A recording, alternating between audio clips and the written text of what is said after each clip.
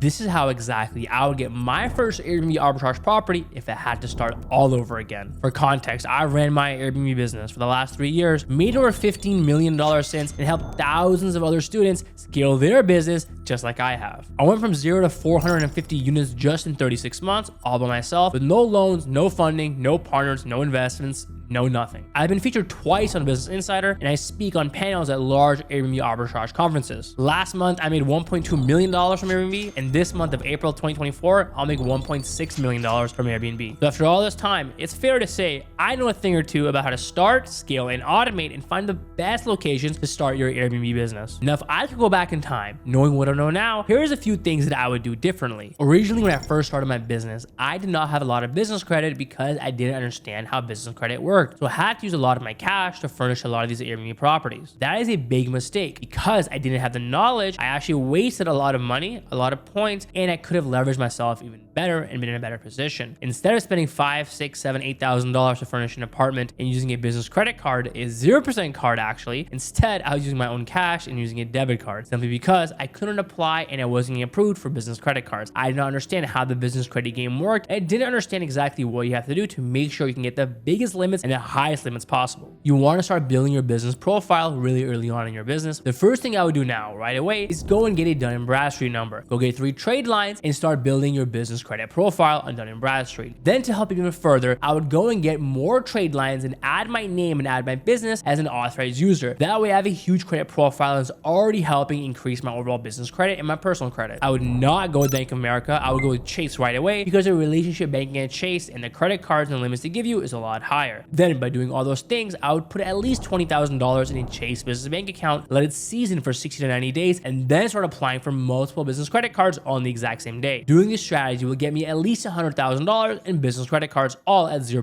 APR. The next thing I would focus on is lead generation. Originally, when I started, my lead generation was me on Zillow all day long, calling buildings, landlords, apartments, homeowners, anyone who I could find, and asked to rent their property and put on Airbnb. That was very ineffective and very time consuming. Now what I would do is hire a VA for $4 an hour, scour Zillow, give them a few zip codes, and have them go all day long, 7 days a week, just calling, blasting, and reaching out to as many people possible with the exact same scripts that I've developed and making the outreach process a lot faster and a lot quicker. Now, the third thing that I would do if I were starting all over is the actual pitch process itself, the actual convincing of landlords to allow you to Airbnb their property. When I first started, I was doing a lot of the communication through email, through text, through phone call. What really helps in this business is actually going in person and going actually into the building, talking to the owner, shaking their hand, and making sure they know you're serious and that you mean business. The best units and the best deals that I've ever gotten so far in my business have been when I actually drove down, flew down, shook the owner's hand, walked the building, and talked to them in person like a real human. The worst deals I've gotten are the ones over the phone. Those are the ones where I really honestly shouldn't have signed, but I did anyways because I was just starting out and I want to make some money. In sales, when you're in person, you're talking to somebody, you have a better chance of getting what you want, asking for higher concessions, rent reductions, lower security deposits, no last month's rent. You have a lot of leverage in person for anything related to sales. Now, the next thing that I would do if I were to start all over again is very, very important, and this is market research. Back then, I didn't really understand how to analyze data correctly like I do now. I didn't understand how to use AirDNA and how to use Airbnb and put both those together to do adequate market research. Before, when I was running comps, I would really be overestimating and overshooting some deals just so I could tell myself mentally in my head, this is a good deal, sign the paper, and let's get to work. Nowadays, I'm a lot more conservative because remember, you always want to undershoot rather than overshoot. At the end of the day, you have to be profitable. So nowadays, when I'm underwriting deals, I have a whole entire process that I teach my students in my Airbnb Accelerator Academy on how to underwrite deals profitably and make sure any deal you sign will be generating an insane amount of profit. And the next thing that I'd be doing if I were to start all over again is actually negotiating even harder than I am right now. When I first started the business, sales was brand new to me. So I wasn't really asking for 3 months free, 4 months free like I am now. Back then, I was asking for 2 weeks free, 4 weeks free, maybe 6 weeks free if I was feeling confident. Nowadays, I'm not taking deals for less than 2, 3, even 4 months, honestly. So you always have to tell yourself, don't be afraid to ask. The worst that can happen is them saying no. no. But at the same time, don't look too desperate because then you lose all your leverage. The best way to ask for a month's free rent is by simply asking. Now, another thing that I would highly recommend doing if I were to start all over again is the actual furnishing and the design of the Airbnbs. If you're looking at my Airbnbs, when I first started this business, they were very classy, Class B, very, very cheap on furniture. I think I spent a maximum of $3,000 of IKEA furniture to furnish that first unit. Nowadays, I'm spending anywhere from $6,000 to $8,000 just to furnish a 1 to 2 bedroom apartment, with the higher end apartments being almost $10,000. Back then, you could get away with it. There wasn't a lot of competition, there was no saturation, and everybody was making money as long as you threw furniture in a room. Nowadays, it's not the case. You have to have good interior design practices. You have to have appealing photos. You have to do so much in terms of design for your property for you to stand out in the competition. A lot of the properties that I had 3 years ago that I didn't spend the money on have really suffered over the last year and a half because the competition has only gone so much better. The properties that I do spend the money on that do look really nice are the ones that are making more money than I ever could have imagined. Another thing I wish I started using earlier when I first started was dynamic pricing software. I discovered Price Labs and Beyond Pricing in Wheelhouse. Those 3 to 4 or 5 months, I was doing all the pricing myself or using Airbnb Smart Pricing. It was really a mess. I was leaving a lot of revenue on the table. Make sure you're using Price Labs the first day you start your business, because that right there is the only thing that will tell you how to price your property and learning how to use that software properly. Another thing I wish I started doing when I first started was starting to build my own cleaning team in-house very early on. What happens is as you scale your business with contractors, after you get to 10 units, 20 units, 30 units, 40 units, you become very comfortable and you become lazy. You don't want to go firing people, hiring people in-house, training them, then firing them, then calling the contractors back. It's an entire nightmare. It's a mess. I really wish I would have started hiring cleaners in-house from the very beginning. That way your cleaning costs are about 30% to what you would be paying a contracting company. At my peak in Dallas, I was paying almost $80 for a 1-bedroom apartment just to get clean. Now I'm paying $25 for the same 1-bedroom apartment. So it really makes a huge difference when you have in-house cleaners. And finally, the most important thing that I can't emphasize more than anything is hiring VAs from day one. Building SOPs, building processes, building out training manuals on how you do certain things in your business, making sure there's a detailed guide on what needs to get done. That way, when your VA is asking you a question, they know exactly what to do, they're not confused, and they're not really lost in terms of what needs to get done. They don't even have to ask you. They watch the training video, the Loom video, the recording, the SOP that you created, and they can do everything without asking you. They're fully autonomous. That is the only way to separate yourself from the business. That is the only difference from being an owner versus an operator. The last thing you want to be is an operator for the next 5 years. You want to be an operator for the first few months, build out the systems, train the teams, and then slowly start to walk backwards and remove yourself from the business and delegate everything to VAs, housekeepers, supervisors. That way they can run the entire thing fully automated, whether you're on a beach, on vacation, enjoying your life. Going on onlinejobs.ph, hiring a VA for $4 an hour is the biggest life hack in this business that I could tell anybody. I spend a maximum of 2 to 3 hours a week on running my entire business that makes me over $1 million a month. And that is a summary of all the things that I would do step by step if I were to start my business all over again. That scaled from 0 to 450 units just in 3 short years, doing over $1 million every single month. If you follow every single step in this video to the T, I guarantee you'll land your first unit within the first 6 weeks. But doing this alone is clearly easier said than done. You're gonna have a lot of questions, you're gonna make a lot of mistakes, and you're gonna lose a lot of money. I have probably lost tens of thousands, if not $100,000 just the mistakes that I've made, but that I've learned from as I scale this business. I really wish I had a mentor or someone answering my questions whenever I needed help or wasn't too sure or wanted a second opinion on certain things. Now, with everything that I've given you, you have really 2 options. Do it yourself, knowing all the problems that lie ahead. I wish you the best of luck. Or work with me, the top G of Airbnb Arbitrage, where I'll help you start, scale, and automate your Airbnb business from scratch. If you pick the second option, click the link below in the description and you can book a call with me and my team, and we'll see if you're a good fit for my program. And you'll see hundreds, if not 1,000 of my students that have quit their 9 to 5, started making 10, 20, 30K a month, and finally have gained financial freedom. My student Sharia made $100,000 finally for the first time ever for just 1 month, the month of March alone. He started this year and now has 35, 36 units, and his goal is to scale to 50 to 100 units by the end of this year. Or like my student Joby, who just has 1 property in Austin that the rent is $3,600 and he's making $10,000 to $12,000 a month, almost 6 to 7 grand in profit off 1 property, and he also just started this very year. So again, if you want results like that, click the link below in the description and we'll hop on a call. As always, don't forget to like, comment, subscribe, and I'll see you all in the next video.